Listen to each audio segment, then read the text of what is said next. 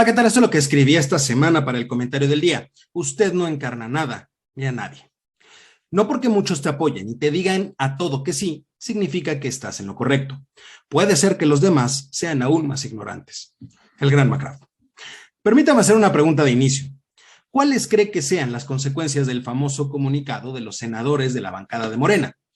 Para algunos, el único efecto es el aumento en la polarización social o un intento de cambiar la narrativa política.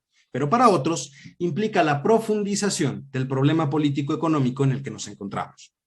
Por el lado político, estamos hablando de un documento donde los legisladores de la bancada de Morena en el Senado de la República expresan textualmente su respaldo incondicional al presidente, a la 4T y a la reforma eléctrica, condenando los constantes ataques en contra del morador de Palacio, encabezados, según los que suscriben, por los conservadores que perdieron sus privilegios. Desde que tengo memoria, muy pocas veces, si no es que nunca, se había podido observar tal nivel de abyección y servilismo en la política mexicana.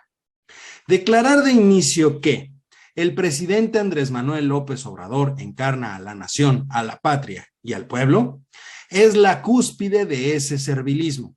Deja totalmente en claro que no tienen ni la más remota idea de lo que están escribiendo y si la tienen, son una bola de fanáticos. ¿Sabrá alguno de ellos lo que significa encarnar? Muy probablemente no, pero es una forma muy efectiva de subirle el ego al hijo predilecto de Macuspana, quien dicho con toda la claridad, no encarna nada ni a nadie. Es simplemente el titular del Poder Ejecutivo, electo por mayoría en un proceso democrático y cuya responsabilidad es la conducción de las instituciones que conforman el Estado mexicano.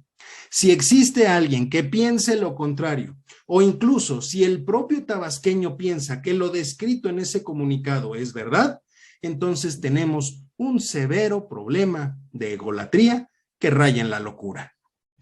Por el lado de lo económico, en el texto se puede leer: los senadores y senadoras de Morena seguiremos apoyando los proyectos insignia de la administración de López Obrador, que están generando millones de empleos y gran desarrollo en las zonas más olvidadas de México, así como los programas sociales que le han dado dignidad a adultos mayores, personas con discapacidad, campesinos y jóvenes estudiantes.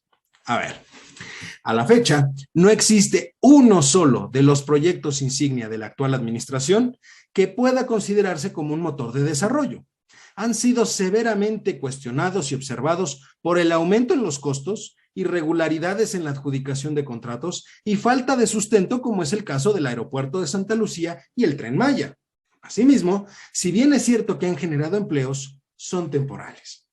¿Qué decir de los programas sociales? La propia Secretaría del Bienestar ha mencionado que no tiene depurada la base de beneficiarios al 100%. Es decir, ni siquiera ellos saben quiénes están recibiendo esos apoyos y si realmente esos apoyos están siendo utilizados para la finalidad que fueron creados: apoyar a quienes se encuentran en una situación de vulnerabilidad. Los programas carecen, por un lado, de reglas de operación claras y por otro, de lo más básico que se requiere: focalización de beneficiarios. Esto es, que realmente estén dirigidos a quienes pueden apoyar y no, como sucede actualmente, abiertos prácticamente a quienes pueden votar.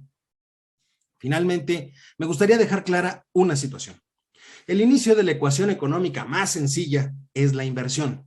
Sin esta, no puede darse el proceso productivo y por lo tanto no se puede hacer crecer a la economía. Para que ese primer paso sea posible, debe de existir certeza y confianza en el país y sus instituciones. Pero cuando se empieza a poner a quienes representan y dirigen esas instituciones a un nivel solamente visto en la época de las monarquías absolutistas, donde la voluntad del que gobierna trata de hacerse pasar por la voluntad de sus gobernados, el único destino posible es el caos.